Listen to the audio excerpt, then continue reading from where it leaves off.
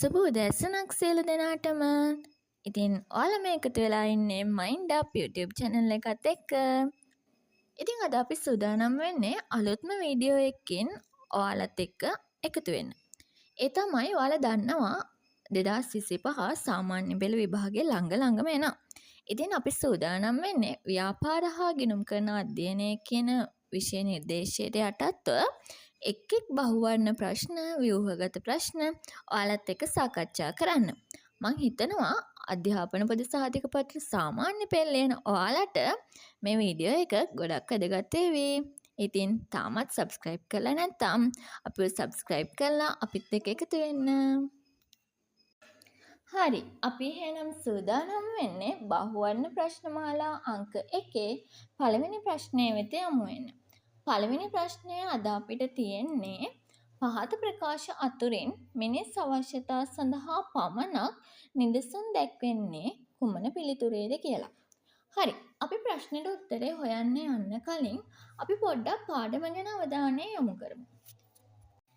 හරි, අපිට ව්‍යාපාර අධ්‍යයනය කියන විෂයේ පළවෙනි පාඩමේ මූලිකම කොටස තමයි මිනිස් අවශ්‍යතා හා උවමනා කියලා කියන්නේ. මේක ඉතා සරල මාතෘකාවක්. මිනිස් අවශ්‍යතාවයක් කියලා කියන්නේ අපිට එදිනෙදා ජීවිතේදී ජීවත් වෙන්න නම් සපුරා ගන්න ඕනේ අනිවාර්ය දේවල්. හැබැයි උවමනාවක් කියලා කියන්නේ අන්න අර කිව්ව අවශ්‍යතා සපුරා ගන්න අපි මොනවද භාවිතා කරන්නේ? ඔන්න ඔය දේ. දැන් උදාහරණයක් විදිහට මෙහෙම හිතන්නකෝ. ඔන්න A කියලා ළමයෙකුයි B කියලා ළමයෙකුයි උදේම ඉස්කෝලේ ඇවිල්ලා මෙහෙම කතා කරනවා. අනේ මට අද නම් හරිම බඩගිනි. උදේට බත් කන්න ඕනේ. B කියන ළමයා කියනවා ඔයා බත්ද කන්නේ? මට නම් උදේම බත් කාලා බෑ. මට පොල් රොටියක් හරි තෝසයක් හරි තිබ්බොත් හොඳයි. දැන් මොකද්ද වෙලා තියෙන්නේ? අන්න අර ආහාර කියන අවශ්‍යතාවය ඒ පුද්ගලයන් දෙන්න සපුරා ගන්න වෙනස් විදිහකට. කොහොමද? පළවෙනි එක්කෙනා බත් කනවා, දෙවෙනි එක්කෙනා තෝසේ හරි පොල් රොටි හරි කනවා. අන්න ඒකයි වෙලා තියෙන්නේ. ඒ කියන්නේ ආහාර කියන අවශ්‍යතාවය දෙන්නටම පොදුයි. හැබැයි උවමනාව කියන එක දෙන්නටම පොදු නැහැ. අන්න ඒ ආහාර කියන අවශ්‍යතාවය සපුරා ගන්න ක්‍රමයක් තමයි උවමනාව කියලා කියන්නේ. දැන් එතකොට මේ දෙකේ වෙනස්කමත් අපි මේත් එක්කම බලමුකෝ. අවශ්‍යතා කියන දේවල් අත්‍යවශ්‍යයි. මොකද අපි ජීවත් වෙනවා නම් ආහාර ලබා ගන්න ඕනේ. අපි වාසස්ථාන අපිට තියෙන්න ඕනේ. ඇඳුම් තියෙන්න ඕනේ. ඊට පස්සේ ප්‍රවාහනය කරගන්න පුළුවන් වෙනවා. අපිට ගමන් විමන් යන්න ඕනේනේ. sannivedana අනිවාර්යයි. හැබැයි ළමයි අන්න අර අවශ්‍යතා සපුරා ගන්න ක්‍රම හෙවත් උවමනා එක්ක අත්‍යවශ්‍ය නැහැ. ඒක මේ අපිට විවිධාකාර විදිහට සපුරා ගන්න පුළුවන්. දැන් හිතන්නකො මෙහෙම. ආහාර කියන අවශ්‍යතාවය පොදු වෙනකොට කාටවත් කියලා නැහැ හැමදාම ඔයා උදේට බත් කන්න ඕනේ. එහෙම කියලා තියනවද? එහෙම නැහැ. අන්න ඒ වගේ ඒක අත්‍යවශ්‍ය නැහැ. අපිට වමනාව ඕන විදිහකින් ඊට හා සමාන ආකාරයකින් සපුර ගන්න පුළුවන්. දැන් තේරෙනවද? ඊට පස්සේ ලක්ෂණය තමයි පොදු බව. ඒ කියන්නේ අවශ්‍යතා හැමෝටම පොදුයි. හැබැයි උවමනා නැහැ. උවමනා පුද්ගලයාගෙන් පුද්ගලයාට වෙනස් වෙනවා. මම ඉස්සෙල්ලා කිව්ව උදාහරණයෙන් ඔයාලට ඒක තේරෙන්න ඕනේ. ඊළඟ ලක්ෂණය තමයි නිර්මාණය කළ හැකියවීම සහ නොහැකියවීම කියලා කියන්නේ. දැන් ඔයගොල්ලෝ හිතන්න අවශ්‍යතාවය. එහෙම නැත්නම් ප්‍රවාහනය, sannivedana, ආහාර කියන අවශ්‍යතා කවුරුත් නිර්මාණය කරන්න ඕනේ. ඒවා අපි ඉපදෙනකොටම ඒ අපිට පැන නගින දේවල්. ඒවා අපි සපුරා ගන්න ඕනේ. හැබැයි උවමනා ඒ කියන්නේ ඔය අවශ්‍යතා සපුරා ගන්න තියෙන විවිධ ක්‍රම නිර්මාණය කරන ව්‍යාපාර විසින්. දැන් උදාහරණයක් විදිහට දැන් ඔයාලා හිතන්න sannivedana මුල් කාලේ ආවේ කොහමද? මුල් කාලේ ඒගොල්ලෝ විවිධාකාර විදිහට හූ කියලා අත්පොඩි ගහලා කුරුල්ලෝ අතේ යවලා ඒගොල්ලෝ sannivedana කරා.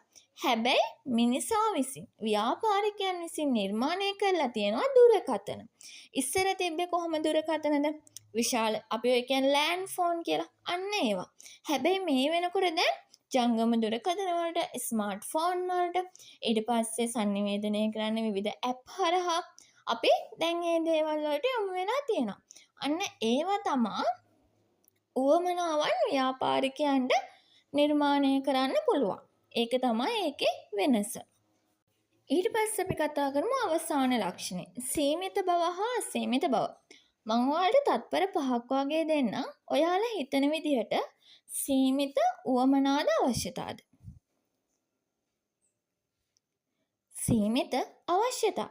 ඇයි අපිට අවශ්‍යතා කියන ඒවා. ඒ කියන්නේ මිනිස්සෙකුට තියෙන අවශ්‍යතා අපිට කොලයක ලියලා ගණන් කරන්න පුළුවන් තරම් ඉතා පොඩි ප්‍රමාණයක් තියෙනවා.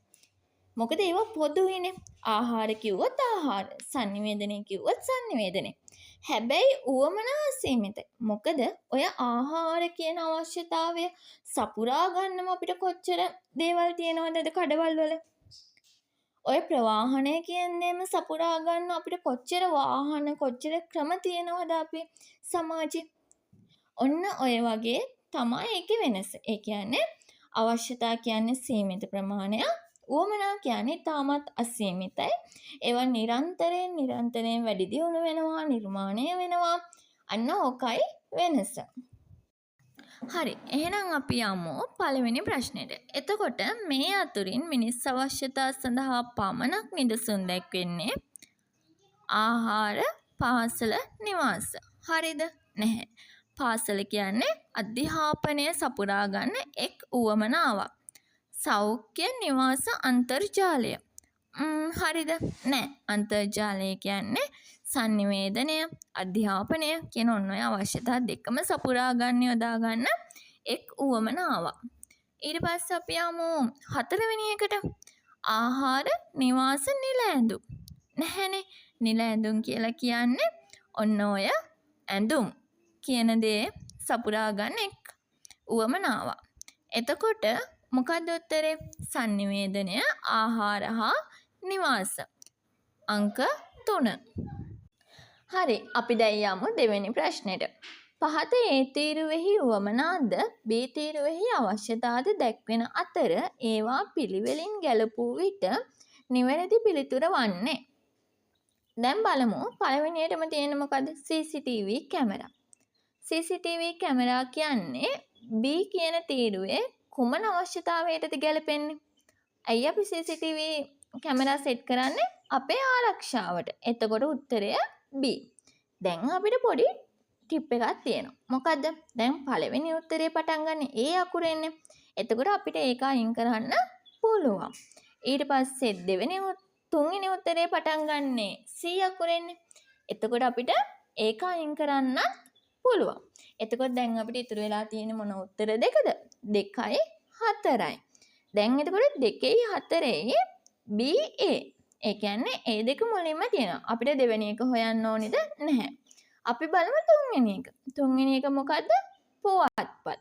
පුවත්පත් අදාළ වෙන්නේ C-ටද D-ටද? sannivedanayටද අධ්‍යාපනයටද? අධ්‍යාපනයට. එතකොට තුන්වෙනි උත්තරේ වෙන්න ඕනේ D. එහෙනම් මොකද්ද මේකේ උත්තරේ වෙන්නේ? BADC. ඒ අනුව CCTV කැමරා ආරක්ෂාවට අදාළ වෙන්නේ. සුවසැරිය ගිලන් රටේ සෞඛ්‍ය කියන අවශ්‍යතාවය සපුරන්නේ. පොත්පත් කියන්නේ අධ්‍යාපනයේ සපුරන උවමනාවක්. ජංගම දුරකථන කියන්නේ sannivedanaya සපුරන උවමනාවක්. හරි. එහෙනම් අපි නැවතත් තවත් අලුත් මාතෘකාවකට අදාළ බහුවර්ණ ප්‍රශ්න මාලාවකින් එකතු වෙමු. එතකන් සුබ දවසක්.